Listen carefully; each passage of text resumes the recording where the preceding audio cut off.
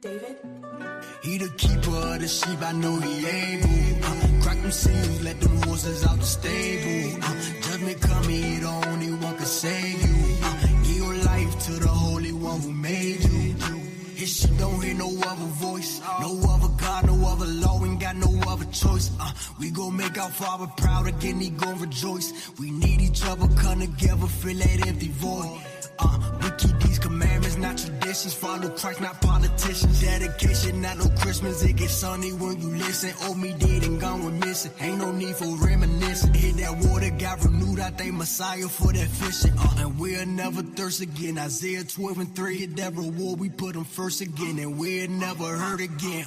Put my life up in his hand. He won't fumble now. Ruach HaKodesh. That chicken with that mambo sauce. When you got the Father on your side, you can't take a loss. When you got Messiah on your side, you could take a cross. Got this armor on our body, we can't take it off. Giving up this world for the kingdom, you could take it all. We know who our Father is, broke out from that orphanage. The lost sheep returning, we can't listen if your voice ain't he the keeper of the sheep, I know he able. Crack them seals, let them horses out the stable. Judgment coming, he the only one can save you.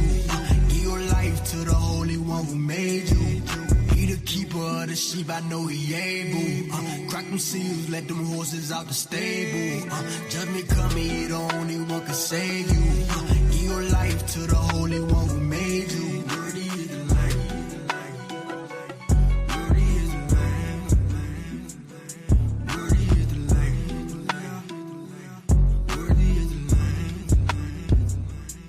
Worthy is the Lamb. Worthy is the Lamb.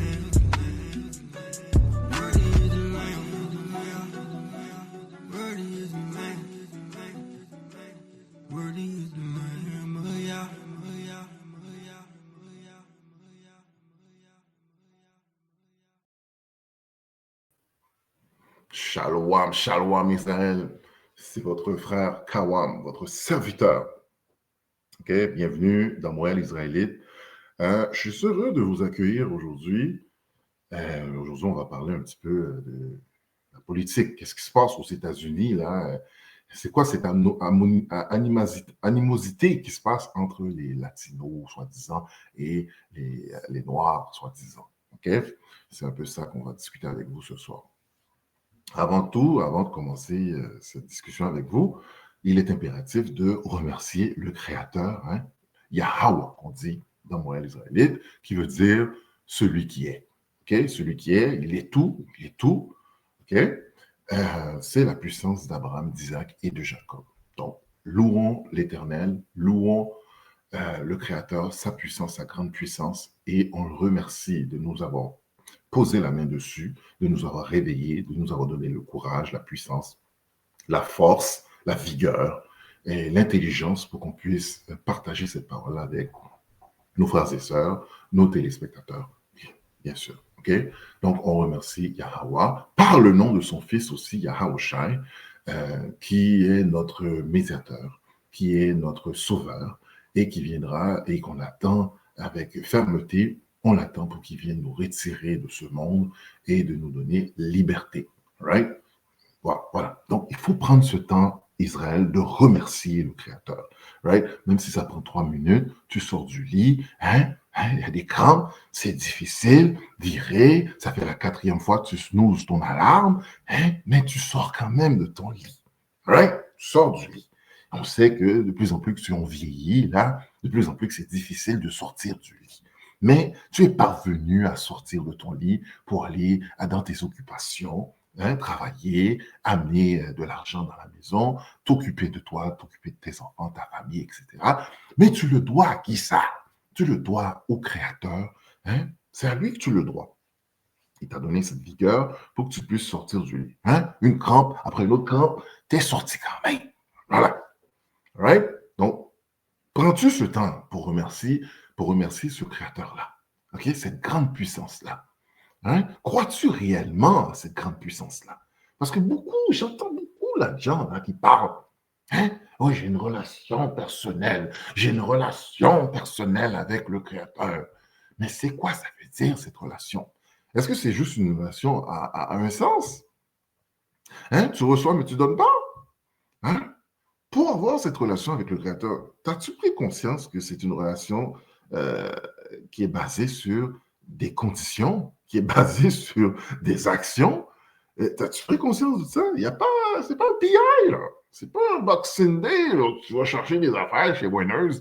C'est pas ça, là, une relation. All right? Pour avoir une relation avec le Créateur, il faut que tu t'assures que tu es propre. Hein? Il y a des gars qui sont pas bons, qui sentent le oignon, hein? Sans le fromage, puis là, il s'en vient, oui, je veux une relation avec le Créateur. Il faut se sentir bon, OK? Et sentir bon n'est pas nécessairement sentir bon physiquement. Je sais que, ben, en bas là, sentir bon, là, les oignons, là. On parle pas de ça. On parle spirituellement, est-ce que tu sens bon? Pour sentir bon spirituellement, il faut te laver avec l'eau qui est la parole. OK? C'est la parole qui va te propter, là, pour que tu te sentes bon, tu puisses te sentir bon et t'approcher du Créateur et lui parler, hein, donner tes prières, etc. Si tu ne sens pas bon, chaque fois que tu pries, tu as le senti, tu n'as pas brossé tes dents spirituellement, mais tu sais, quand quelqu'un pue de la bouche, là, vient te parler, t'es comme, mais c'est comme ça que le Créateur te perçoit lorsque tu n'es pas propre spirituellement et tu viens lui parler. Tu as le senti. Right?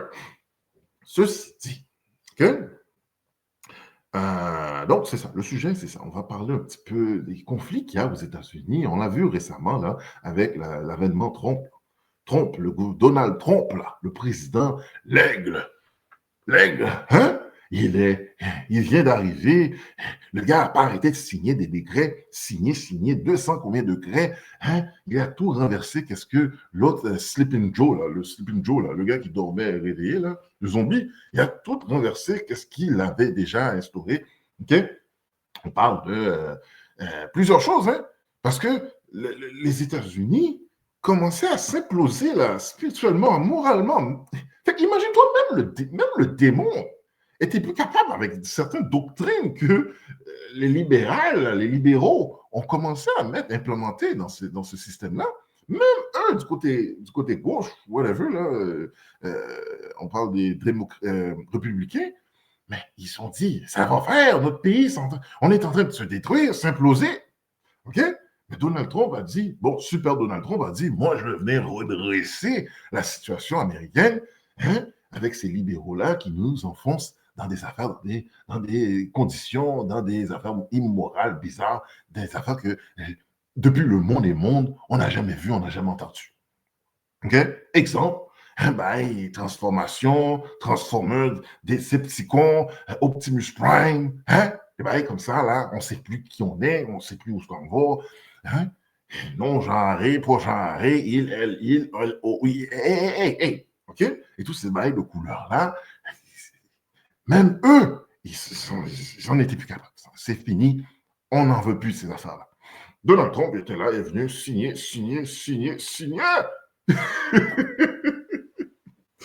OK? Parce que lui, il a compris qu'une société sans valeur morale ne peut pas subsister. Ça ne peut pas subsister. OK? Fait que lui, dans cette comment je peux dire, dans cette volonté, dans cette dernière volonté pour sauver son peuple. OK? Moi, c'est comme ça que je le vois. All right? Mais on sait que Babylone ne pourra pas être sauvée. OK? Donald Trump n'est pas le deuxième avènement du Christ. Ce n'est pas du Christ. De toute façon, le Christ n'a jamais été orange. Right? On sait, il n'a jamais été orange. Il est comme de l'hareng brûlé, noué, cheveux crépus, un peu comme les miens là, crépus. Il n'y a pas un paille, on dirait un paille. Le gars a un paille sur ses cheveux. C'est pas lui le Christ. OK? C'est pas compliqué, là. C'est pas lui le sauveur. OK? Mais je comprends son désir de sauver son peuple. Je le comprends. OK? Qui ne voudrait pas le meilleur pour son peuple? OK? C'est ça. Donc, là, il y a beaucoup de, soi-disant, latinos qui ont voté pour lui. Et moi, personnellement, pour de vrai, là, lorsque je regarde cette dynamique entre nos frères latinos, ok? Je comprends partiellement pourquoi que beaucoup d'Israélites ne veulent pas croire que ces gens-là sont nos frères. Mais pour de vrai, ce sont nos frères. OK? Ces gens-là, je pense que ces gens-là, beaucoup d'entre eux ont tellement été pilés par l'oppression, par la suprématie blanche, par le colorisme, par le colonialisme. Le colonialisme. Les mots, regarde, virez toute langue. Toute ma langue est en train de battre là, dans ma bouche. Là. Et je pense qu'ils sont devenus comme perdus, sous avec ces doctrines et, et de voir la facilité que ces gens-là peuvent choisir la suprématie blanche, se ranger du côté de la suprématie blanche, que de venir près de nous. OK? Nous, franchement, on a tendu la main à plusieurs reprises à les Latinos. Franchement, moi, mes frères, les Latinos, je les vois comme mes frères. Je les ai toujours vus comme mes frères. Même avant d'être réveillé, j'ai toujours eu une appréciation pour les Latinos, les Dominicains, les Mexicains. J'ai toujours des amis mexicains, guatémaltèques, vénézuéliens. Et j'ai toujours une bonne relation avec ces gens-là. Okay? J'ai toujours cru que c'était mes frères. Et des fois, j'étais même surpris. J'avais rencontré un Vénézuélien qui venait du Venezuela et aussi un gars qui venait de la Colombie. Et lui, il me ressemblait. C'est ça qui était drôle. Le gars me ressemblait comme deux coups d'eau.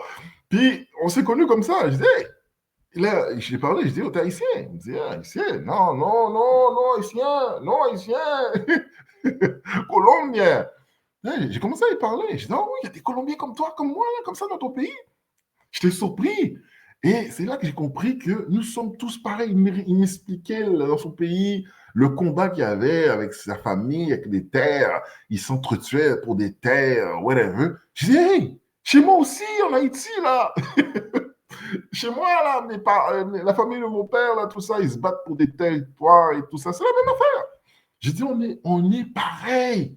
Au final, on a été oppressés par les mêmes gens. Je dis, mais comment ça se fait qu'on a été oppressés par les mêmes gens, mais plusieurs d'entre eux vont se ranger du côté de l'ennemi, tant qu'à venir vers nous. Tu sais, il y a des Latinos, comme 95% des Latinos vont sortir avec une blanche ou un blanc manant. Je me suis penché sur la question, j'ai dit, mais comment ça se fait qu'ils sont tous avec des blancs manants comme ça? Il y a beaucoup de Noirs, oui, qui vont chercher les blancs manants, mais les Latinos, soi-disant, j'ai l'impression la concentration est beaucoup plus pertinente. Je dis, mais comment ça se fait? C'est rare de voir un Latino vraiment avec un Latina, un couple latino, là. OK? La plupart sont vraiment avec des blancs manants. Mais j'ai compris, c'est vraiment le colorisme qui a été instauré, quand je veux dire, installé dans leur culture. Et ils croient, eux autres, dans leur esprit, ils croient vraiment que lorsqu'ils prennent un blanc ou une blanche, ils vont améliorer leur race. C'est ça le colorisme.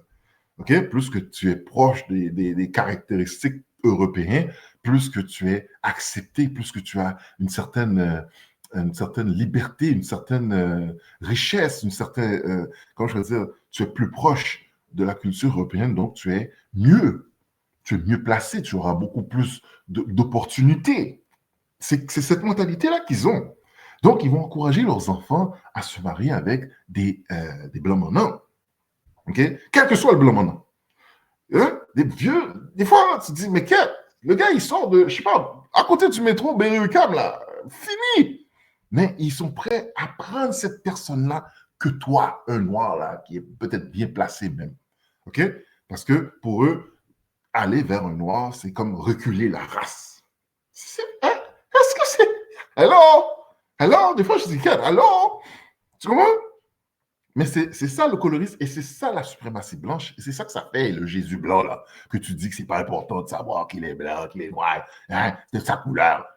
C'est ça que l'Église a instauré, a programmé dans la tête de ces gens-là pour qu'aujourd'hui, ils puissent croire que être avec l'ennemi est beaucoup mieux que d'être avec même un frère qui se ressemble. On est pareil, dans le fond. On est pareil, oui. On est divisé par la langue. OK? Tu vois, en République dominicaine, tu as les gars qui me ressemblent. Là. Hein? Señor, mi no black, no, no, mi dominicano, no, no, mi no black, no, no, no, no, no, no, no, mi no black. Hey, mais t'es pareil que moi, le gros. Non, comme si dominicain, c'était une race. Mais non, être dominicain, c'est pas une race. OK? Mais c'est ça, avec ça qu'on vit. Moi, j'ai vu ça, là. Des Dominicains, là, qui te regardent comme si tu étais un alien. E.T., même s'il te ressemble. Mais pour lui, il est persuadé que non, on est divisé, puis on n'est pas pareil. C'est pas le même noir, là. Non. Moi, je suis noir dominicain. Toi, tu es noir, noir. Hein? Ça fait pas de sens. Mais quand moi, j'ai eu beaucoup d'amis qui sont latinos et j'ai compris un peu la dynamique. J'ai compris. Et lorsque tu commences un peu à t'asseoir avec eux, à les expliquer le pourquoi, ils n'ont pas de mots. Ils ne savent pas comment. Tu sais, ils sont saisis. Il y en a qui sont saisis. Tu t'assois avec eux, tu dis non, tes parents, ça a commencé par tes parents, de tes parents, de tes parents. Ils ont renforcé ça dans ta famille que être près du blanc, c'était comme une opportunité. OK? Jusqu'à temps que le blanc le blanc maintenant te montre que non, toi, tu n'es pas blanc comme moi, là. Mais non, là. Mais non. Parce que, tu sais, nous, on a cette facilité, même en Haïti, depuis que la personne a un petit couleur là sur lui, on va dire, oh, c'est blanc, le blanc. Tu vois? Mais là, il n'est pas blanc pour de vrai. Jusqu'à temps que ces gars-là qui viennent, là, les petits gribots qui viennent ici, mais ils sont traités comme des Noirs ici, c'est le Québec, c'est là. Là, il y a comme un réveil qui se fait, oh my God, dans le fond, je suis noir. Tu comprends? Mais il y a des Latinos qui vivent ça et qui prennent une douche froide. Hein? Même si tu as une petite couleur claire, là. C'est pas la petite couleur claire qui te donne ta race. Tu n'es pas blanc pour autant, là. Devant eux, en tout cas. Tu vois? Peut-être devant ces autres latinos qui sont plus foncés, qui ont cette mentalité colorée dans leur tête, qui croient réellement que lorsque tu es près des caractéristiques européennes, tu deviens quelqu'un. Donc, ils te donnent plus de respect, ils t'honorent plus pour ça. Mais ici, c'est différent. C'est différent ici. Okay? Eux autres, ils mettent toutes les noirs dans le même paquet. Là. T'es noir, médium, foncé, à 70% chocolat, 30% chocolat, 90% chocolat. T'es un noir. Et ça, la douche froide que ces gens-là mangent. Oui, oui, oui, oui. Okay?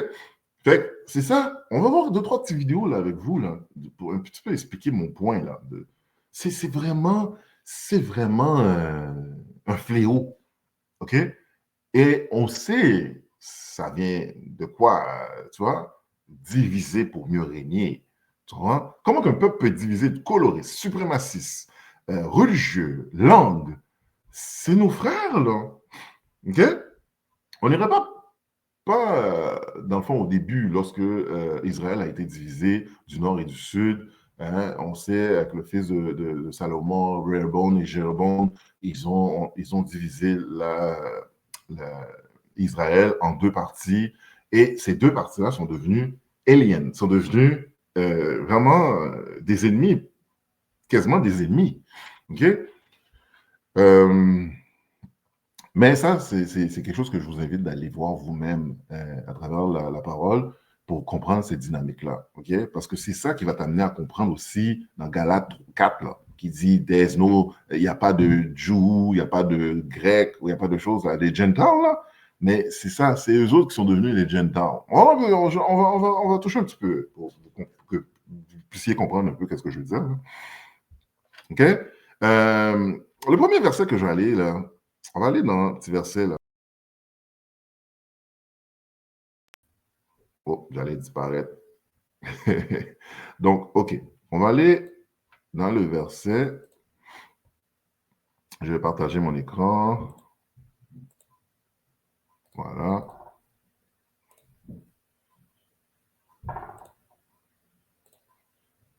Donc, ici, on va partager mon écran. Là, vous voyez mon écran. C'est dans Jean 8, 32. Jean 8, 32 nous dit, vous connaîtrez la vérité et la vérité vous affranchira. Donc, il est impératif de connaître la vérité. Pour le vrai, si tu ne connais pas la vérité, tu n'auras pas cette révélation, tu n'auras pas cette clairvoyance, tu n'auras pas cet esprit de discernement. Donc, tu ne comprendras pas où ce que tu iras, où ce que tu vas et qu'est-ce qui se passe dans le monde autour de toi. OK? Le monde, là, c'est pas seulement autour de, c'est pas seulement au plus loin de ton nez, là. Il y a ça, c'est très grand, le monde, là. OK? Il y a des gens qui ne voient que leur petite vie, là. Mon petit travail, ma petite voiture, mes petites affaires, là. Non. OK?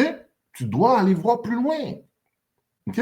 Moi, je vais fouiller un petit peu dans la politique américaine, canadienne, whatever, là, pour chercher à savoir quand est-ce que mon sauveur va venir me chercher. Parce qu'il t'a dit d'observer, OK? D'être sobre.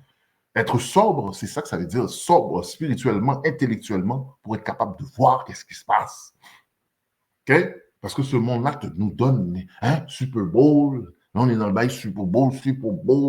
On donne des interactions, comme on donne des interférences pour que ça soit le plus difficile pour toi de te connecter avec le Créateur.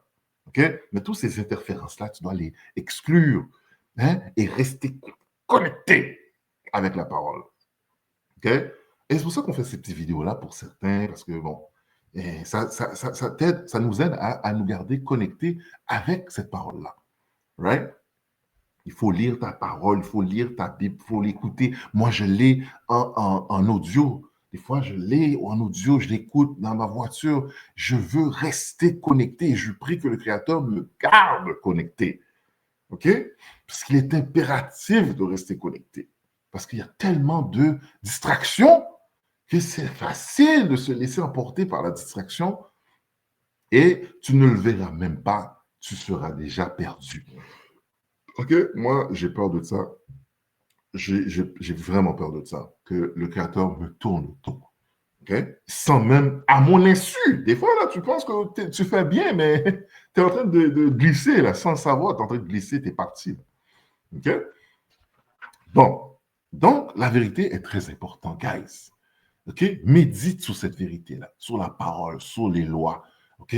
Médite sur, prends une rétrospective de toi-même. Regarde-toi dans le miroir. Réfléchis. Qu'est-ce que tu fais de bien? Qu'est-ce que tu as fait pour le Créateur récemment? OK? Quel sacrifice que tu es prêt à faire? C'est quoi ta relation avec le Créateur?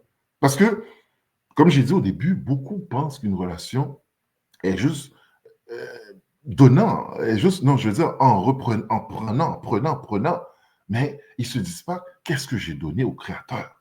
Parce qu'une relation entre toi et le Créateur, c'est une relation d'amour. Et l'amour, on sait que c'est action. Et c'est basé sur des conditions. OK? C'est pas vrai que tu viens Joel Senti. Je dis, là, tu ne peux pas venir Joel Senti parler au Créateur. C'est pas vrai, là. Il y a des conditions. Alors, va brosser tes dents, là. OK? Va brosser, va te laver pour venir parler au Créateur.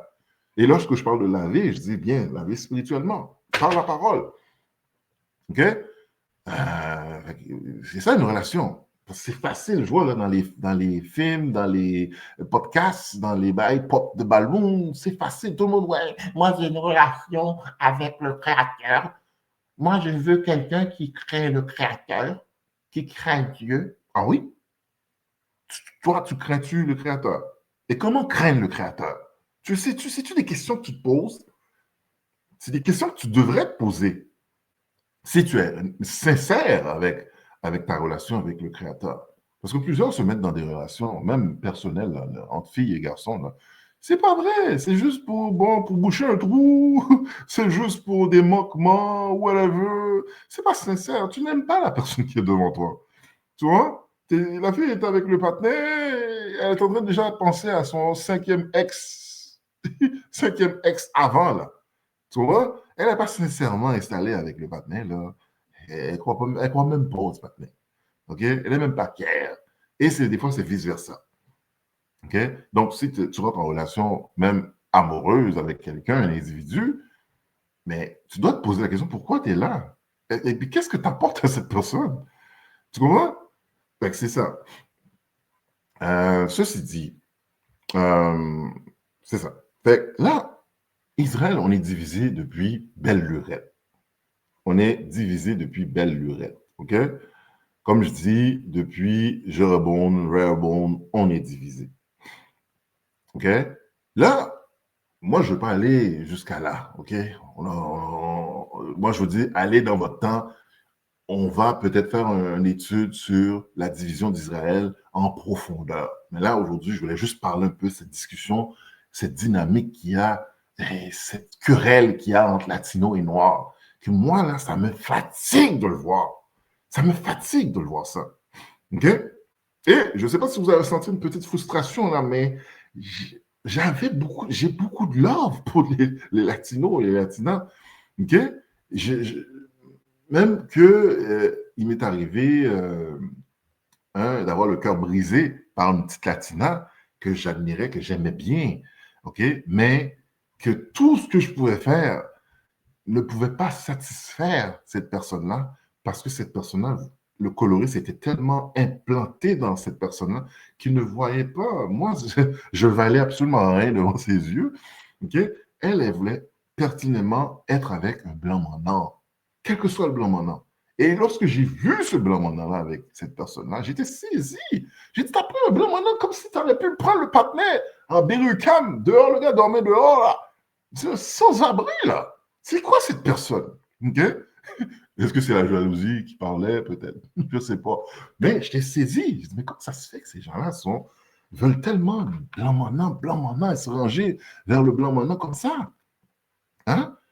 Tu vois? Le blanc mandant, là. Et je vous dis, à un moment donné, c'est quelque chose que j'avais compris, qui m'avait saisi, c'est que beaucoup de latinos croient que c'est le blanc mandant, les Spaniards qui sont venus leur donner de la valeur, qui sont venus les libérer de la sauvagerie, hein? Qui sont venus les libérer de l'imbécilité.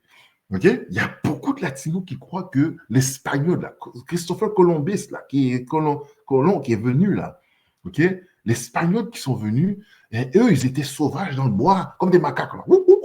Ils étaient en train de sauter d'arbre en arbre. OK? Puis là, les Blancs, les colons blancs sont venus leur donner la Bible, Dieu, la connaissance, les habits, tout ça. OK?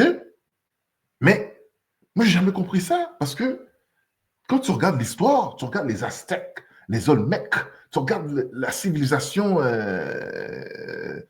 les Boricuas, les Taïnos, les infrastructures qu'ils ont trouvées, hein, les Incas, hein, les pyramides, les cristaux, les affaires comme ça qu'ils ont trouvées, des affaires fantastiques que le blanc mandant n'est même pas capable de donner le props à ces gens-là. Oh, c'est des extraterrestres qui ont fait ça. Hein? Moi, je ne crois pas aux extraterrestres, mais c'est des extraterrestres qui ont fait ça. Hein? Tu vois? Et là, tu dis que tu étais un sauvage, puis ces blancs mandants-là sont venus te sauver du sauvagerie. Je ne comprends pas. Je dis, mais je ne peux pas comprendre. Ils étaient glorieux. Ils avaient des connaissances. Même c'est eux qui ont sauvé les blancs mandants des maladies. OK? De la scorbut. Qu'ils ont montré comment à l'agriculture. OK? Mais comment tu peux croire que ces gens-là sont venus te donner une certaine libération, tout ça? Ça ne fait pas de sens. C'est la suprématie blanche qui est dans cette personne-là. OK? Qui fait que cette personne-là me regarde noir, là. Me regarde comme si j'étais une merde. C'est fantôme, hein? Et là, tu dois t'asseoir avec cette personne-là pour lui expliquer tranquillement que ça ne fait pas de sens ça ne fait pas de sens. Comment ça se fait que moi, qui t'a jamais rien fait, OK? Quel qu'il soit, qui peut même être arabe, indien, tous ces gens-là qui sont victimes par le colonialisme, mais tous ces gens-là se sont retournés contre nous, le noir, pour nous haïr. Mais pourtant, on est victime de la même entité. C'est fort. Moi, je suis dépassé. Tu vois? À qui soit arabe, indien, latino, tous ces gens-là, mais ils se rangent vers la suprématie blanche et ils se disent, ben, c'est facile à comprendre. On sait que l'ennemi de la suprématie blanche, ça ressemble à ça. C'est nous. Qu'est-ce qu'on a fait à ces gens-là? Je ne le sais pas. Mais pour une raison ou pour une autre, la haine est là. OK? On n'a rien fait dans des gens comme ça. On n'a rien fait. D'ailleurs, même les Haïtiens, soi-disant, nous, on a libéré, on a supporté, même les Américains noirs, les droits civils là, que ces Noirs américains se sont battus. Hein? Les chiens les ont mordus. Les roses, là, tu sais, les affaires, arrosées là, dans la rue, battus, tués. OK? Martin Luther King est mort. Malcolm X est mort. Marcus Garvey est mort pour des droits civils que tous ces gens qui viennent aux États-Unis peuvent profiter de ces choses-là et ils crachent sous ces Noirs-là. Oh, les Noirs américains sont lazy, ils font rien, ils ont leur citoyenneté, ils sont nés avec les citoyennetés, ils peuvent rien faire, ils font rien, bah. Et ils crachent sous ces gens-là. Tu te dis, mais pourquoi? C'est grâce à ces gens-là, à le sacrifice de ces gens-là, que tu puisses trouver un travail, que tu peux avoir des droits. Okay? Nous, les Haïtiens, on a sauvé les Dominicains de l'oppression espagnole, spanish. Et aujourd'hui, ils nous détestent. Ils ne nous aiment pas. Ils nous persécutent dans leur pays. C'est terrible. Le constat est terrible. Okay? Mais cette division est faite depuis belle lurette, comme je dis, depuis Jéroboam et Rehoboam. On est divisé. All right? On est divisé. Cette division-là amène de la force à l'ennemi. All right? Fait que c'est ça, c'est là où ce qu'on est. Fait que moi, là, j'en parle parce que vraiment, c'est à cœur. J'en parle beaucoup à cœur parce que je trouve ça difficile des fois quand tu vois, ils se rangent vers le côté des Blancs monants, ils ne veulent pas te parler, ils ne te respectent pas, ils sont là, puis tu es comme, mais là, on est frères, là. Tu comprends? Et ils ne voient pas le côté frère. Mais pourtant, tu es en train de te rallier à quelqu'un qui t'a massacré, violé, détruit ton pays. Le fait même que beaucoup d'entre eux sont ici, là. OK, on parle des Hindous, des Vénézuéliens, des Colombiens, mais c'est parce qu'il y a des politiques que les Américains ou les Blancs monants vont opérer dans leur pays, qui détruisent leur pays, leur système, des sanctions, etc., whatever, qui font qu'ils vont déménager aux États-Unis ou au Canada, whatever, pour chercher une vie meilleure.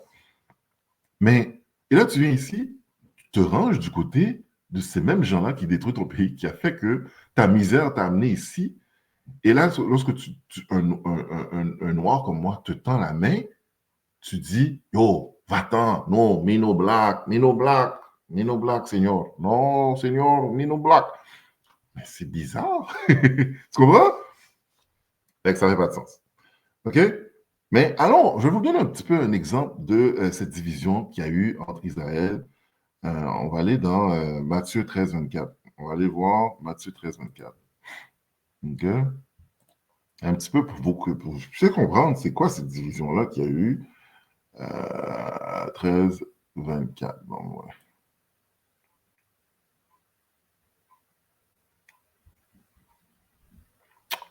Matthieu 13, 24.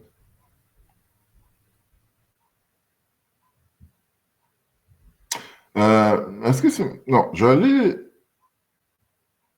dans... Parce que ça, c'est le parabole des weeds. Attends, on va le lire un petit peu parce que je vais amener un point par rapport à que beaucoup d'entre eux qui se disent blancs vont être pris au piège dans le temps dernier parce que tu t'es rangé du côté du blanc monant et tu veux rien savoir de tes frères. OK, on est frères dans l'oppression. Lorsqu'on dit on est frères, on a subi les mêmes choses, on devient frères. Tu vois? Des fois, là, disons que tu travailles dans un travail périlleux ou tu vas en guerre ou tu es un soldat, whatever. Tu travailles périlleux avec des collègues de tout genre, de race, whatever. Et vous subissez des mêmes oppressions et vous avez, il y a eu l'entraide entre vous, vous vous êtes sauvés entre vous. Mais ça détruit cette barrière de couleur, de race. Qu'est-ce qui vient vous unir? C'est le fait que vous avez subi des situations ensemble et que vous êtes sauvés ensemble et vous venez quasiment des frères. Okay? J'ai vu des situations que des situations très périlleuses, OK? Et on a subi ça ensemble, ben, on devient vraiment, comme respectueusement, amis, soi-disant. Tu vois? Parce qu'on s'est sauvés entre nous, on s'est tenu la main entre nous. OK? Fait que par les événements, on devient frères. Right? Mais mon point, le point que je vais dire vraiment, on va lire un petit peu, puis on va essayer de voir qu'est-ce que l'Esprit va nous dire avec ça. OK? Le parabole de Weep. OK? Bon, il leur proposa une autre parabole. Et il dit, le royaume des cieux est semblable à un homme qui a semé une bonne semence dans son champ. OK? Mais pendant que les gens dormaient, son ennemi vint, sema de l'ivraie parmi le blé et s'en alla. Lorsque l'herbe eut poussé et donné du fruit, l'ivraie parut aussi. Les serviteurs du maître de la maison vinrent lui dire, « Seigneur, n'as-tu pas semé une bonne semence dans ton champ? D'où vient donc qu'il y a de l'ivraie? » Il leur répondit, « C'est un ennemi qui a fait ça. » Et les serviteurs lui dirent, « Veux-tu que nous allions l'arracher? » Non, dit-il, de peur qu'en arrachant l'ivraie, vous ne déracinez en même temps le blé. OK? Ça, c'est en parabole. On sait que le Christ parlait beaucoup en parabole parce qu'on sait que la parole n'est pas faite pour tout le monde. C'est la raison pour laquelle il parlait en parabole. C'est celui qui a l'oreille pour entendre, il va l'entendre. Right? C'est comme ça qu'on parle en parabole. OK? Lorsque, mettons, tu es avec des amis, là, vous avez des secrets, vous parlez en code, là, OK? Vous parlez, tu ne veux pas que tout le monde comprenne qu'est-ce que tu dis, vous parlez en code, mais c'est ça, comme parler en parabole, parce que tu ne veux pas que tout le monde comprenne. Okay? S'il voulait que tout le monde comprenne, il aurait utilisé des mots simples, il y aurait des paroles plus claires. OK? C'est pour ça que je dis que cette parole n'est pas faite pour tout le monde. Alors, moi, si je parle à quelqu'un de la parole puis il ne comprend pas, et OK, c'est pas fait pour toi, c'est tout. Je ne vais pas me fâcher, je ne vais pas commencer à gratter ma tête, là. C'est correct. Va prier, je vais prier pour toi pour que tu puisses un jour comprendre. Right? Donc, lorsqu'il dit, ça, c'est juste pour vous donner le point que tout Israël n'est pas Israël. OK? Tous les Latinos qu'on voit dehors, là, qui sont là à se battre, parce que ce n'est pas tous les Latinos hein, qui sont là, qui haïssent les Noirs, qui nous haïssent comme ça, qui nous rejettent comme ça. Il y a des Latinos qui savent très bien qu'ils sont d'origine soi-disant afro-latino, whatever. Là. Ils savent qu'on est pareil. OK? Mais il y en a qui persistent, qui donneraient leur vie à dire non, nous ne sommes pas pareils. Mais moi, je me dis, bon, c'est pas tout Israël qui est Israël. OK? Et c'est comme cette parabole-là. OK? Donc, pendant que nous étions en esclavage, hein, torturés par le colonialisme, la suprématie blanche, les doctrines, la religion, mais ces Blancs-là ont implanté leur seed parmi nous. OK? Okay, ils ont implémenté, ils ont violé ces femmes, et ça a donné des enfants, et ces enfants-là ont grandi avec les années, avec les générations, avec nous. OK? Et c'est ça, moi, c'est ma logique à moi, et certains d'entre eux, c'est ça qui te montre, c'est ça, cette réalité-là, je veux dire, ça se transparaît par cette haine-là aussi. All right? Donc, ça a été, on a poussé, on a grandi de génération avec ces gens-là qui peut, par l'apparence, ressembler à un Israélite, mais d'esprit, spirituellement, ne le sont pas. Et c'est ça qui veut dire. Donc, on pousse, on grandit ensemble, on a peut-être même l'apparence, mais spirituellement, on n'est pas les mêmes peuples. OK? Moi, je crois que plusieurs, soi-disant latinos, sont pas nécessairement Israël. OK? Il y en a beaucoup qui sont des descendants de ces Spaniards-là jusqu'à aujourd'hui. OK? Et même en Haïti aussi. OK? Il y a des gens qui sont, ils pensent qu'ils sont haïtiens, qui parlent créole, mais qui ne sont pas haïtiens. OK? Spirituellement, de sang, ils ne sont même pas haïtiens, soi-disant. OK? Ce sont ces ancêtres polonais qui sont venus, soi-disant, se battre avec, nous aider à nous battre contre le colonialisme, soi-disant, ce sont ces taïnos, soi-disant, les résidus de taïnos qui étaient là, les mix qui ont été faits. Donc, mais il y a des blancs maintenant qui sont là parmi nous. All right? C'est ça que cette parabole-là nous dit. Right? Et le Créateur a dit, non, ne les déracine pas maintenant. À la fin des temps, ben, il va envoyer des anges qui vont reconnaître ces gens-là, qui vont reconnaître les vrais blés versus les mauvaises herbes, là, et il va arracher les mauvaises herbes, il va pour les brûler. OK? C'est ça le parabole. Je vous encourage à aller lire cette parabole-là. Elle est très instructive. All right? Donc, ça aussi pour dire aussi qu'il y a une division parmi Israël. OK? C'est pour ça que j'ai amené ce point-là. Il y a une division en esprit et même physiquement. Là, on va aller dans Jean 4. On va aller dans Jean 4. Jean 4, on va lire 7 à 12. Jean 4, 7 à 12.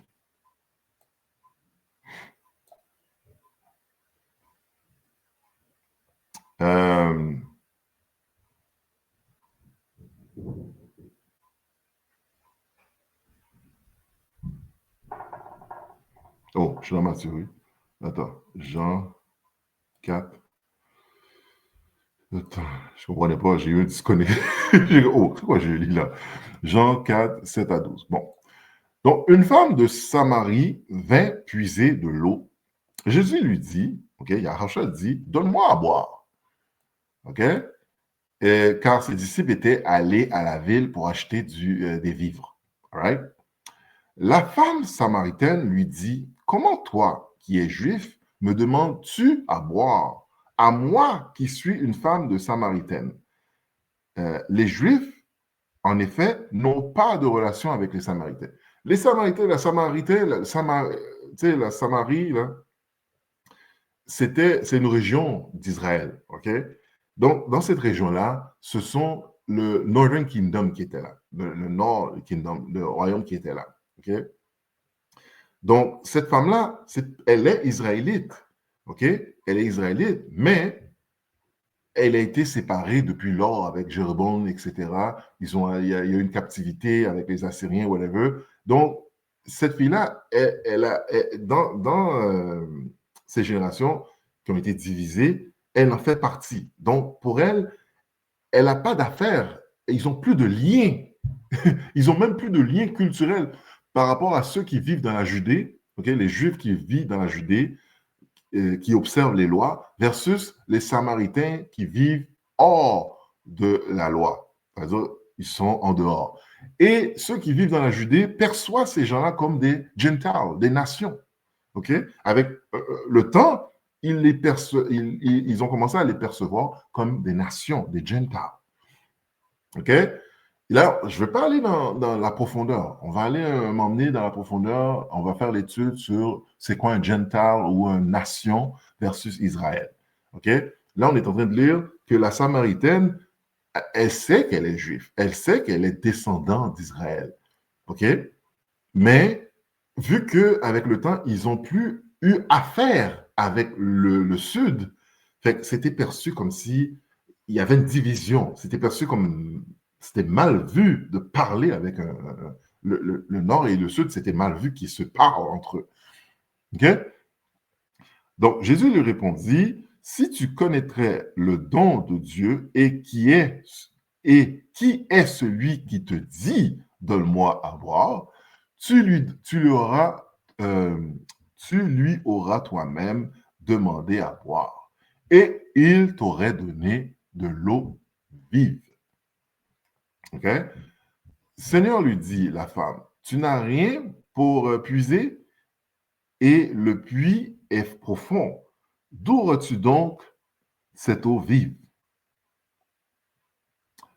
Es-tu plus grand que notre père Jacob? Tu vois, c'est pas pour rien que la fille a dit, es-tu plus grand que notre père Jacob? Parce qu'elle est israélite, okay? Qui nous a donné ce puits et qui en but lui-même ainsi que ses fils et ses troupeaux. OK?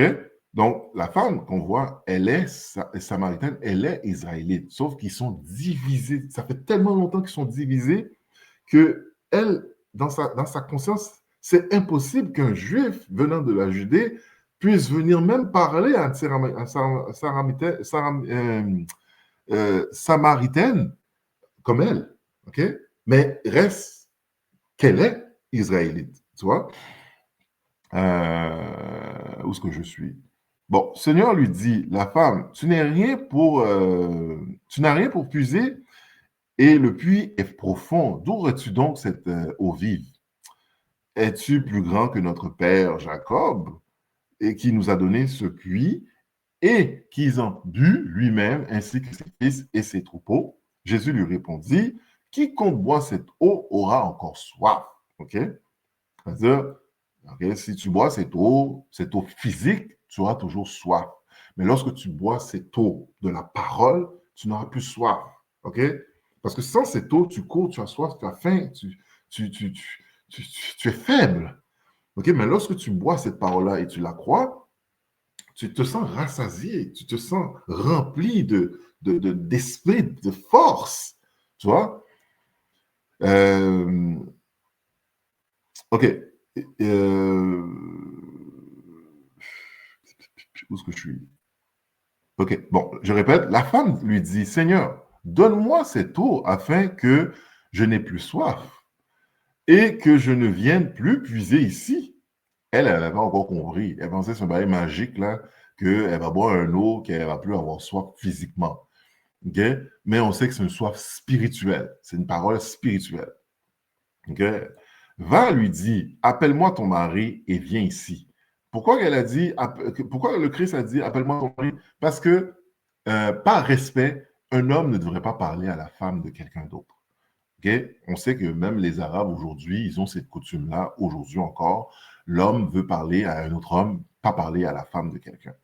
Et je sais que dans la société québécoise, cette valeur-là est mal comprise. Parce que beaucoup de Québécois vont penser que c'est d'être misogyne de ne pas parler à une femme qui appartient à un homme. Mais pour eux, culturellement, c'est du respect qu'ils donnent à cet homme-là. OK? Parce que tu ne veux pas conduire cette femme-là à détruire sa famille ou à avoir des idées ou à être leurré ou à devenir comme ce serpent qui était dans le jardin, là, OK? Dans le jardin d'Éden. Donc, par respect, un homme veut parler à le mari. OK? C'est culturel et c'est de la loi. OK? Tu ne devrais pas parler à la femme de quelqu'un d'autre. Tu devrais t'adresser à son homme.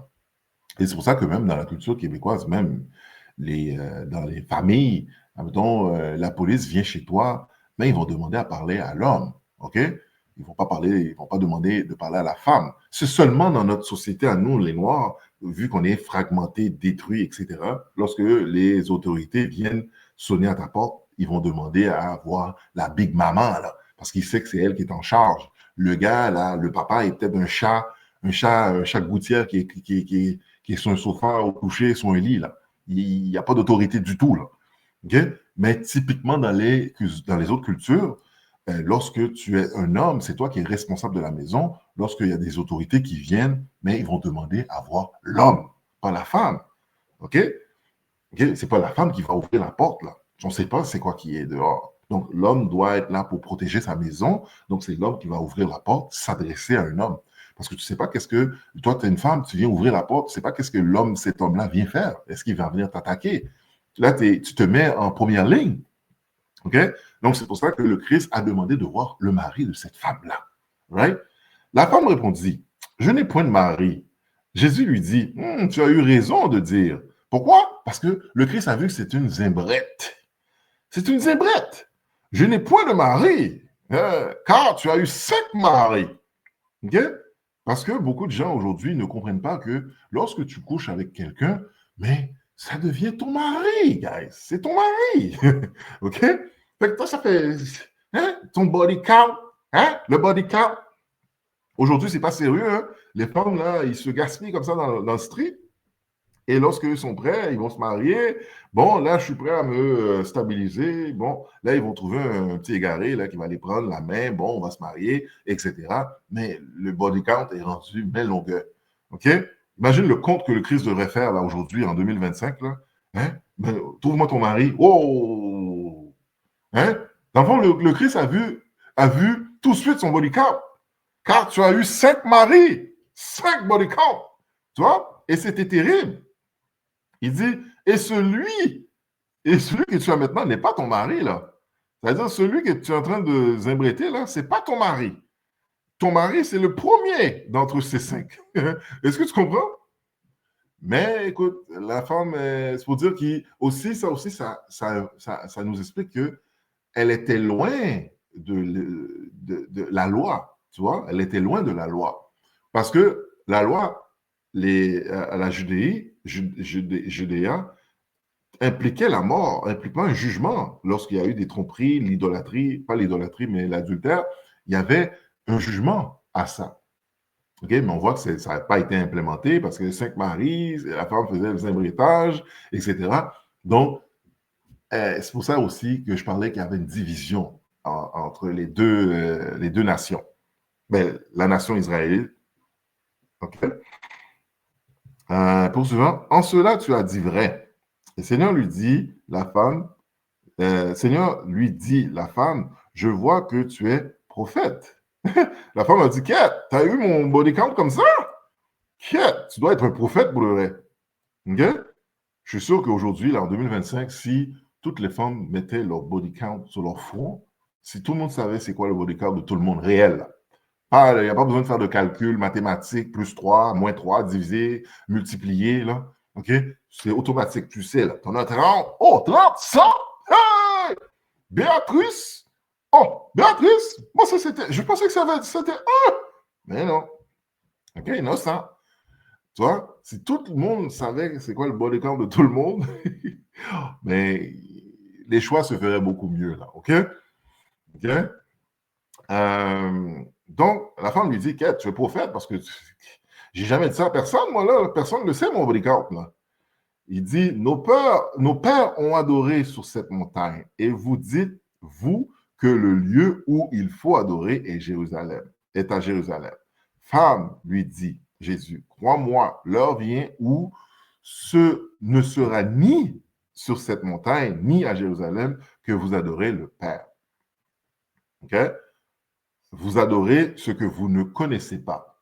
OK? Parce que ça, cette femme-là on pourrait dire que cette femme-là pourrait dire qu'il a une relation avec Dieu.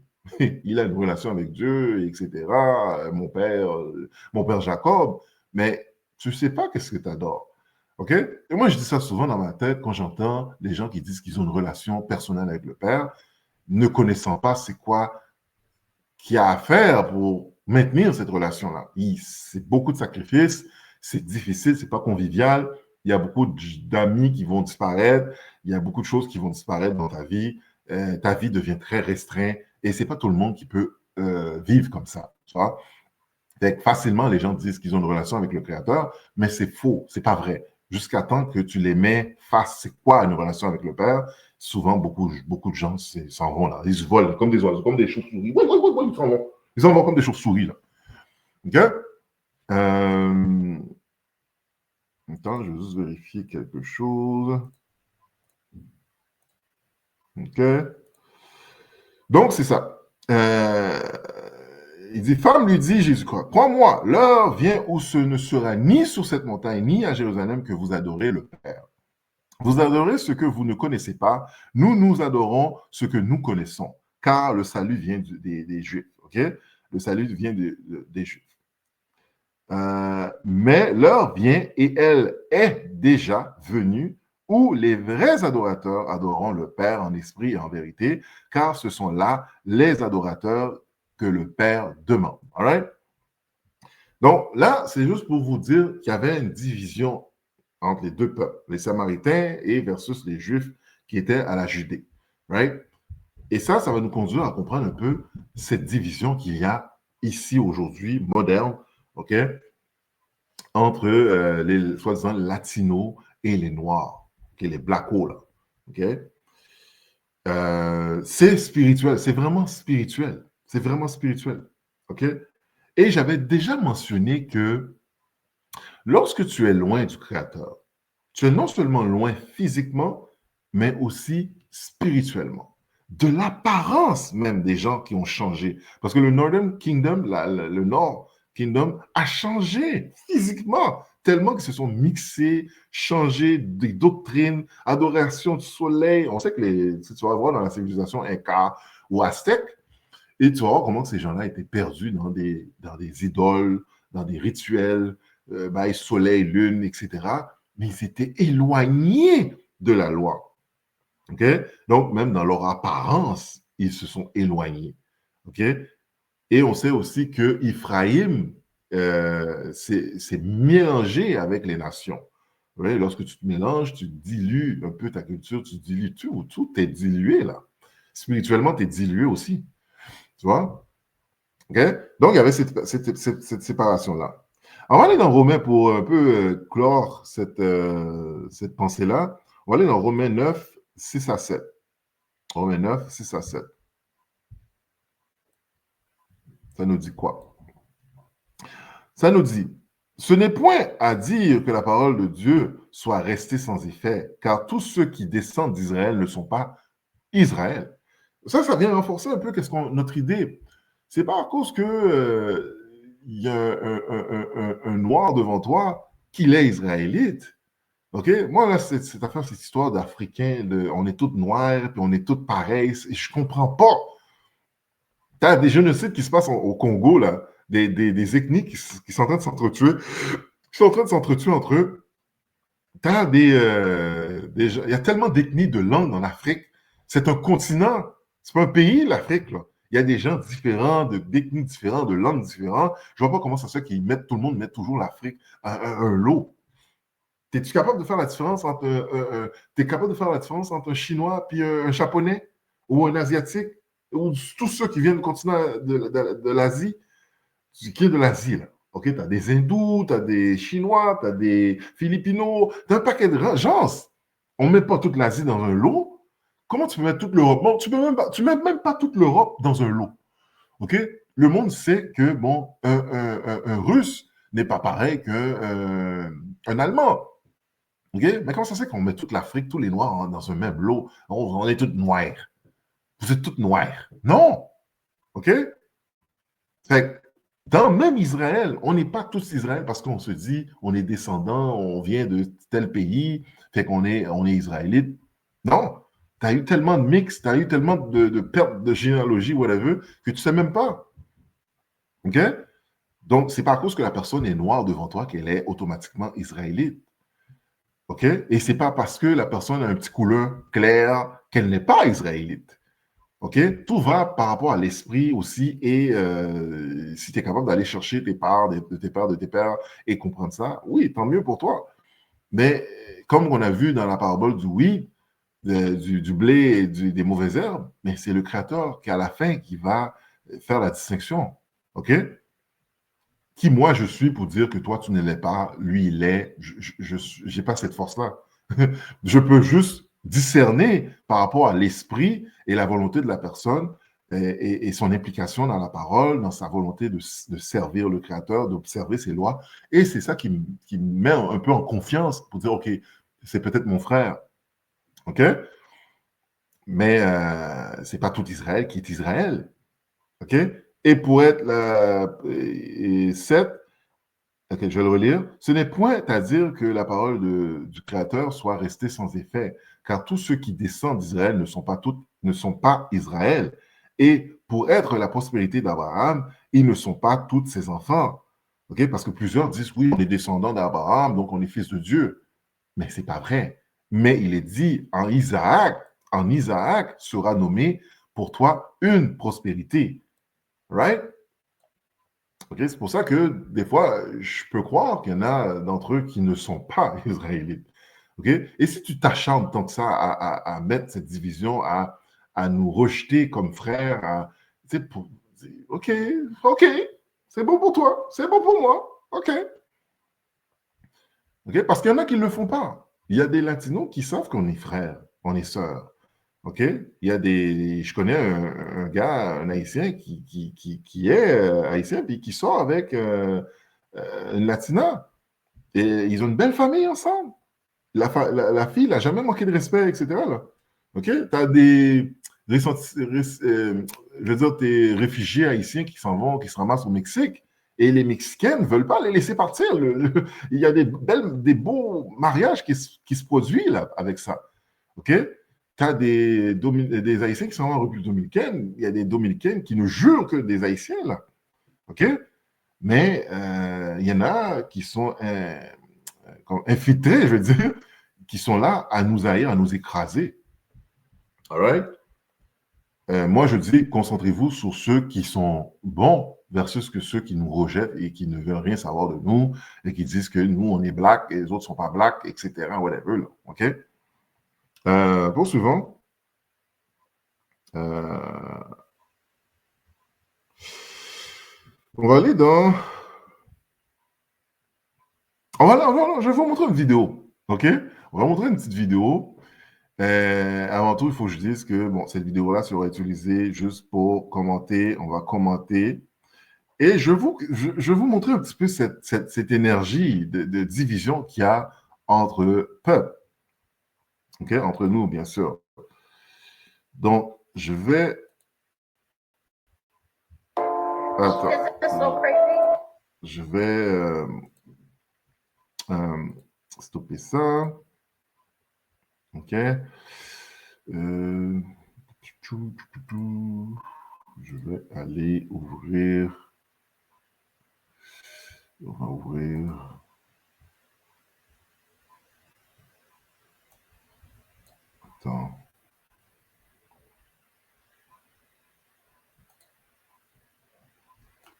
On va mettre ça dans une page pour vous, pour que ça soit bien vu. Parce que... Attends une minute.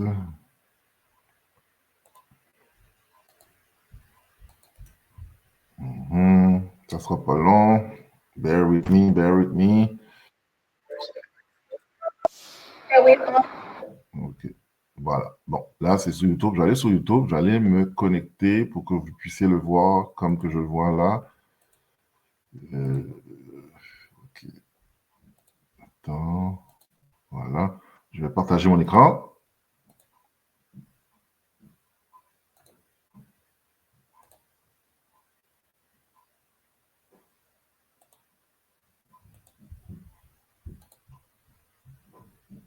OK. Là, vous voyez qu'est-ce que je vois. Il faut que ça soit bien fait parce que sinon, là, des fois, je peux parler, puis le speaker ou le micro s'est fermé. Blau.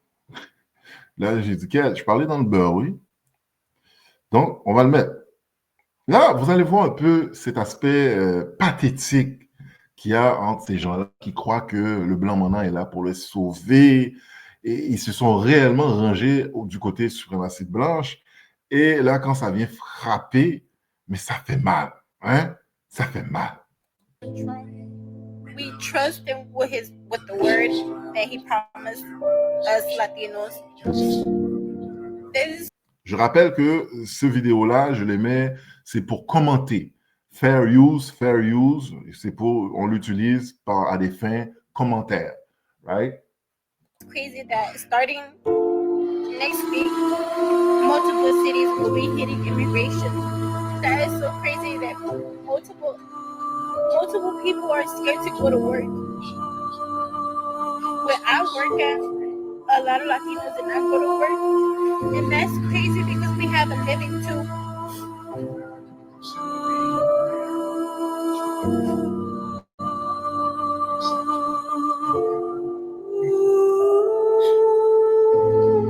I hate that I voted for him. Now I'm so scared for my family and your family. Y'all, we need to come together and do something about this.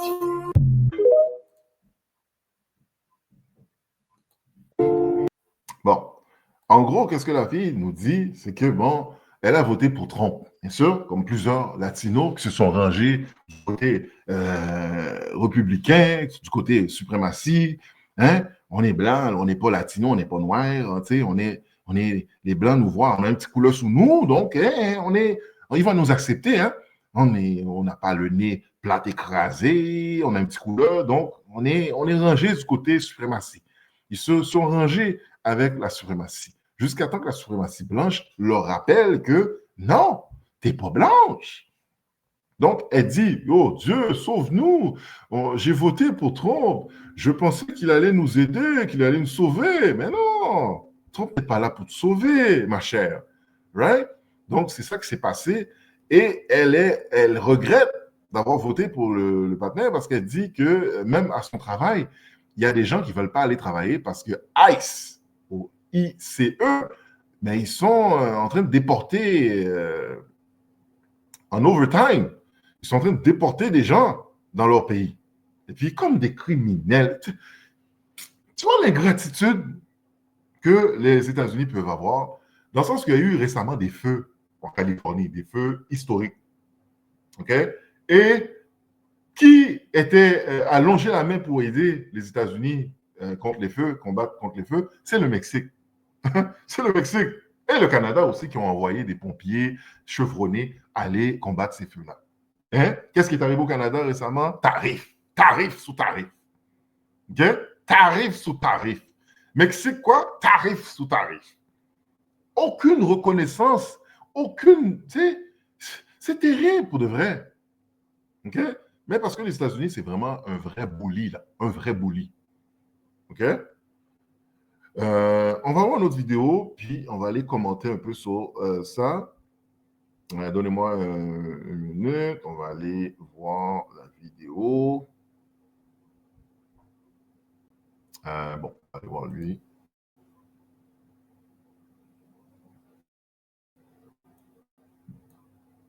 Beyond betrayed. They used us. They actually, during the campaign, and I don't want to make this political, but during the campaign. Ça sera pas long. On va aller voir. Voilà. Voilà. OK.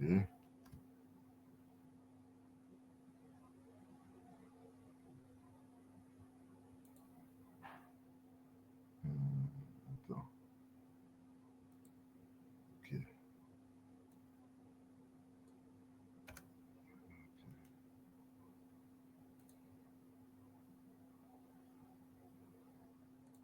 Voilà.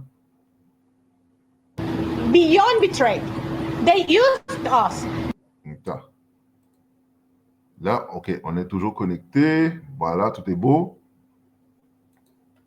They actually, during the campaign, and I don't want to make this political, but during the campaign, the elected officials from the Republican Party, they actually told us that he was not going to touch the documented people. President Trump's decision to revoke temporary protective status for hundreds of thousands of Venezuelans, a decision met with controversy and a passionate response from the local community. And good people, I pay my taxes, I follow the rules.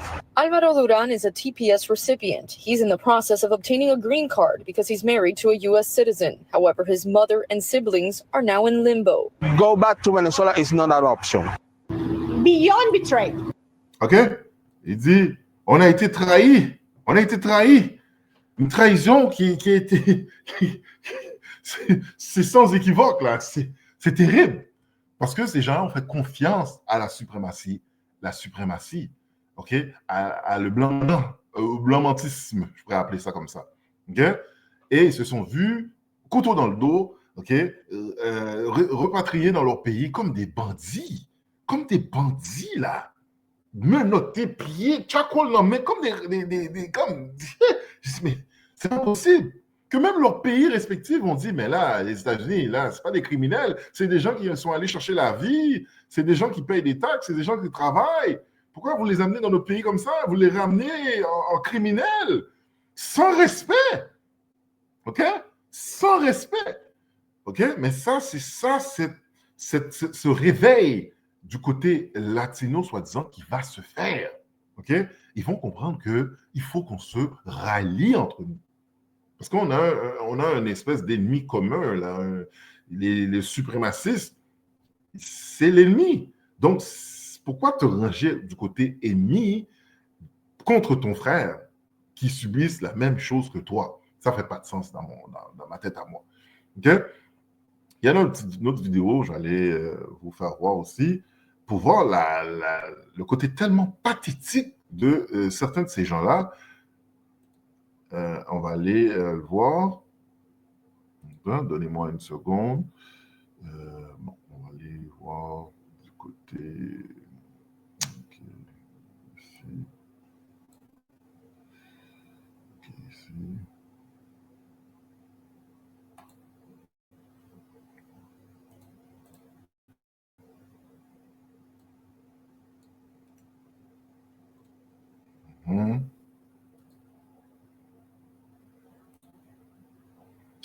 OK.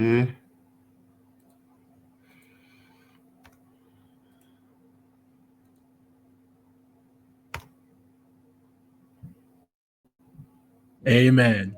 President Trump, we love you. Attends. Oh non, il faut que je le mette au complet, là, parce que c'est pathétique. I will never forget. Street, self-defense. When someone points a gun at you. Attendez. Je me suis fait dire récemment par des personnes, Isaac, j'ai pas aimé. I will never forget. Amen. Bon, OK, on l'a. OK, continuons. On va le mettre. And President Trump, we love you. We will support you all the way to the end. Thank you for everything you've been doing. We have a message for you, President Trump, from all the way down from the RGB 956. Latinos for Trump here representing. We've been with you since 2016. Co-founder Latinos for Trump. We pray for you, and it's time to what? Finish the wall! Finish the wall! Finish the wall! Finish the wall! Finish the wall! Finish the wall! Finish the wall! Finish the wall! Trump 2024, man. We have to protect this country. Amen. Tous ces gens sont dans leur pays respectif maintenant. Tous ces Mexicains sont rendus au Mexique. OK? Ils sont retournés dans le pays. OK? T'es là, oui, Trump, président Trump, we love you, we love you. Pow! Hein? Trump a dit signer son décret, là, signé, bien signé. Bon, tout le monde dans son pays. Là, tout le monde dans son pays. Right? Ben, c'est ça qui est arrivé. C'est ça quand tu fais confiance à l'oppression. C'est quand tu fais confiance à l'oppression. Right? On va aller lire Lamentation 4, 17, juste pour amener ce point-là. On va amener Lamentation 4, 17. Attends, on va aller partager mon écran encore. Lamentation 4, 17.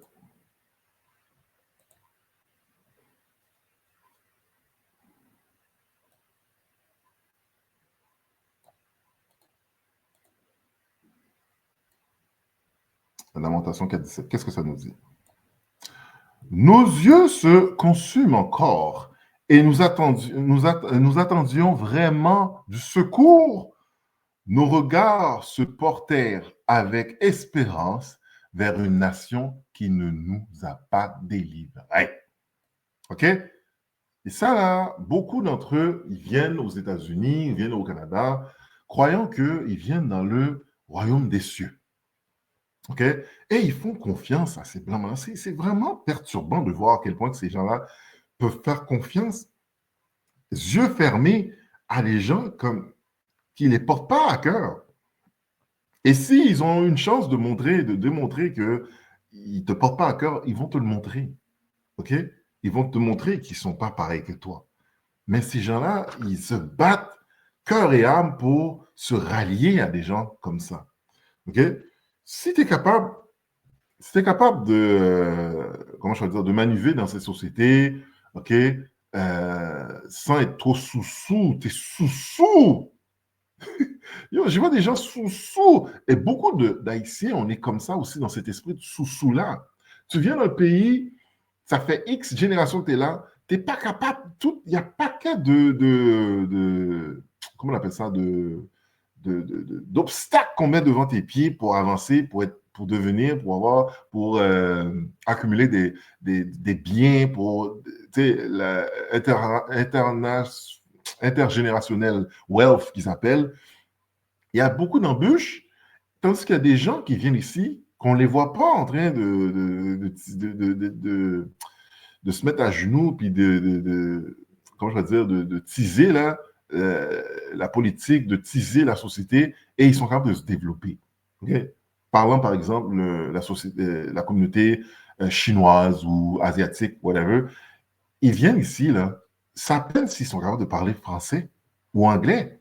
Mais ils réussissent à avoir leur mandarin, ils réussissent à avoir leur petit restaurant, ils réussissent à avoir toutes leurs affaires et fonctionner normalement. Mais nous, on est partout. On est dans la politique municipale, on est dans la politique fédérale, on est partout. Et il n'y a rien qui se fait pour nous vraiment. OK?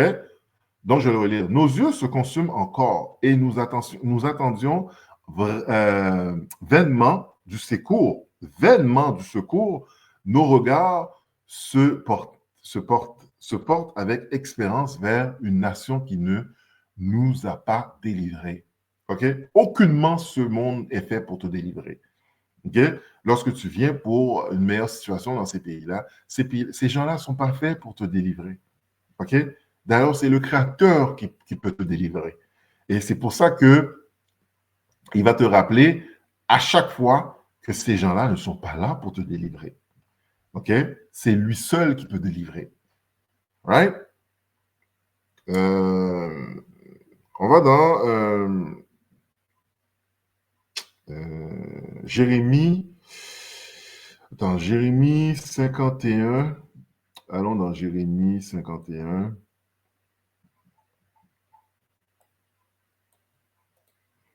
Jérémie 51, 7. Babylone, OK, Babylone, était dans la main de l'Éternel une coupe d'or qui enivrait toute la terre. Les nations ont bu de son vin. C'est pourquoi les nations ont été en délire. C'est du délire. Babylone, qui est les États-Unis aujourd'hui, okay, ou l'Empire soi-disant européen, mais ça, c'est Babylone, OK? Que ce soit en France, que ce soit en Italie, que ce soit en Allemagne, whatever, là, Canada, c'est Babylone, OK? C'est Babylone. Mais en gros, la source, c'est vraiment plus les États-Unis, OK? Donc, il est dans la main de l'Éternel comme une coupe d'or qui enivre toute la terre. Toutes les peuples sont enivrés de la suprématie blanche, de Jésus blanc, César Borgia, les anges blancs, de les doctrines Saint-Valentin. Hein, on a Saint-Valentin qui s'en vient là.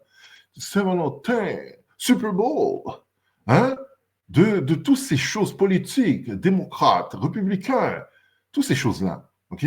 C'est ça le vin, c'est les philosophies, c'est toutes ces choses qui te rend ivre. Et lorsque tu es ivre, tu barbotes comme ça, tu ne sais plus où est-ce que tu vas, tu ne peux pas penser clairement. Là, tu penses qu'en votant pour les mêmes gens, ton oppresseur va te sauver, mais c'est du délire. C'est du délire. Mais écoute, it is what it is, c'est ça qui est ça. C'est nos frères, on doit prier pour eux, pour que le Créateur puisse les toucher et les libérer. Voilà pourquoi la parole va te libérer. OK? Donc, c'est ça. Donc, les peuples sont devenus en délire parce qu'ils sont sous des doctrines, des promesses que Babylone leur donne, des promesses vaines. OK? Et on fait confiance à ces gens-là, à ces sociétés-là, mais ces sociétés-là ne peuvent même pas libérer sa propre tête. OK? Soudain, regarde, le 8, soudain, Babylone tombe, parce que c'est déjà dit. La promesse du Créateur ne tombera jamais. Elle est brisée. Gémissez sur elle. C'est déjà prédit. Il n'y a rien que tu pourras faire. Il n'y a rien que ton pasteur pourra faire pour sauver Babylone. Il n'y a rien que Trump va pouvoir faire pour sauver Babylone. Babylone est déjà tombée. OK? Mais pourquoi tu vas faire confiance à ces gens-là? Hein? Oui, on vote pour Trump. Votez pour Trump. Que tu aurais voté pour Kamala Harris, là, ça n'a rien donné. Que tu votes libéral ici, que tu votes démocrate, que tu votes Parti québécois, Parti nationaliste, Parti whatever, là, ça ne va rien t'amener. Tu vois? Parce que toi, Israël, tu dois te mettre dans la parole et repentir. Et ton Dieu, ton chef, ton roi, ton leader, il est déjà là. Il va venir pour toi. Il va venir te sauver. Mets pas ta confiance en ces gens, okay, qui ne vont rien te donner. Allons dans Jérémie 50 maintenant. Jérémie 50, Jérémie 50, 33. Jérémie 50, 33. Oh, ça a changé. Aïe, aïe, aïe. Jérémie 50, 33. Ainsi parle l'Éternel des armées. Les enfants d'Israël et les enfants de Juda sont ensemble opprimés. OK? On est ensemble opprimés.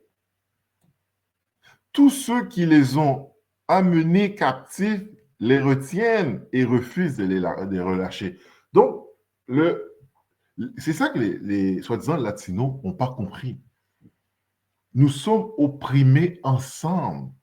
Moi, je pourrais croire que comme j'ai dit tantôt, lorsque on a une situation commune, que tu sois blanc maintenant, que tu sois asiatique, lorsque, mettons, je dirais, on a un emploi commun et une personne m'a sauvé la vie, ou j'ai sauvé la vie de quelqu'un, ou on a subi une situation très intense, très périlleuse, mais on s'en est sorti ensemble, mais par défaut, on a cette affinité qui se développe. On est humain, c'est naturel d'avoir cette affinité-là.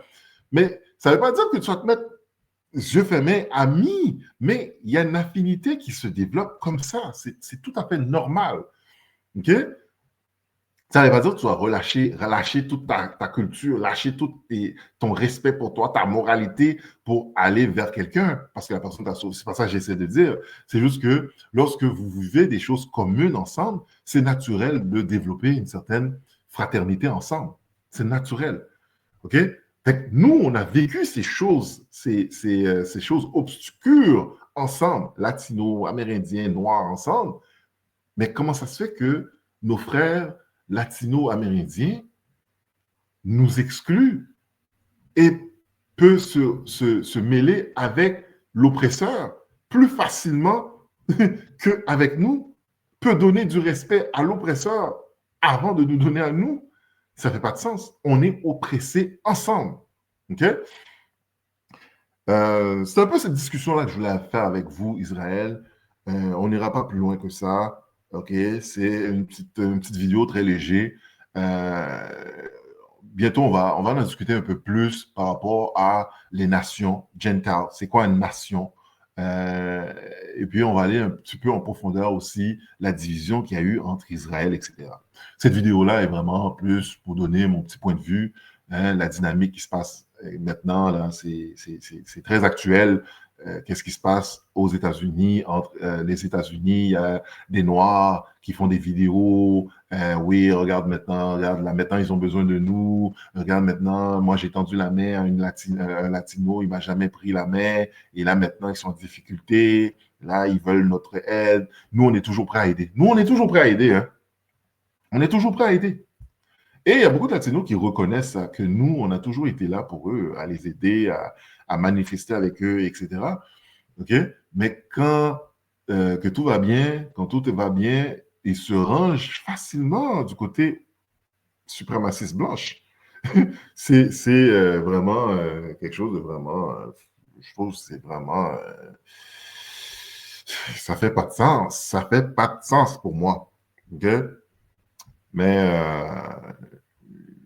lorsque je me suis réveillé, j'ai pris conscience des situations culturelles, des situations socio-culturelles, de la manière qu'on a été programmé, on a été divisé entre nous. Et c'est ça qui me permet de ne pas avoir de l'animosité contre mes frères qui sont latinos, du côté latino ou amérindien. OK?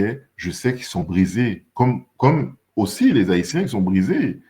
Les Haïtiens qui vont te regarder, si t'es trop foncé, hey, monsieur noir, monsieur noir, il est noir, mais t'es noir aussi, oui. Ou ils parlent toujours, les Haïtiens, comme ils sont pas dedans. Oh, là, Haïtien n'est pas bon, non? Haïtien n'est pas bon, mais t'es un Haïtien. Tu comprends? Fait on a tous subi cette énergie oppressive, coloriste, suprémaciste, religieuse, whatever. On a tous subi ça. Et c'est pour ça que lorsque le Créateur te retire de cette situation, de cet esprit, de ce stupeur psychologique, spirituel, tu dois le remercier pour de vrai. Parce que lorsque tout ça s'est dissipé de ma vision, j'ai vu que de l'amour que j'ai pour mes frères latinos ou amérindiens. Tu vois, c'est de l'amour que j'ai. OK? On est tous pareils. On a tous subi la même chose. OK? Et c'est pas à cause que tu parles espagnol, que moi je parle créole, qu'on ne peut pas se rallier ensemble, qu'on ne peut pas être bien ensemble. OK? Et moi, j'ai eu vraiment des situations magnifiques avec mes frères latinos, même dominicains. Tu comprends? C'était difficile pour moi même d'accepter de voir certaines vidéos, de voir le gouvernement dominicain traiter mes frères haïtiens comme ça. C'est difficile de voir ça parce que j'ai des amis qui étaient dominicains, qui sont dominicains, on s'entendait super bien, on s'entend super bien. Tu comprends? Fait qu'il ne faut pas trop généraliser puis rentrer dans l'amertume puis dans la noirceur et ne jamais oublier que nous sommes frères. Et c'est une entité satanique qui nous divise, qui nous tient à l'écart. Parce que les autres, ils savent que le jour qu'on est ensemble, on est une force trop grande, trop puissante. Que eux, c'est une menace pour leur société. Donc, c'est pour ça qu'ils font tout à leur pouvoir pour nous garder divisés. OK? Bon, ceci dit, en espérant que vous avez aimé cette vidéo-là, je vais vous dire que moi, j'étais content d'avoir cette discussion avec vous. S'il y a des questions, n'hésitez pas de nous envoyer vos commentaires. OK? Et ceci dit, je vous dis shalom.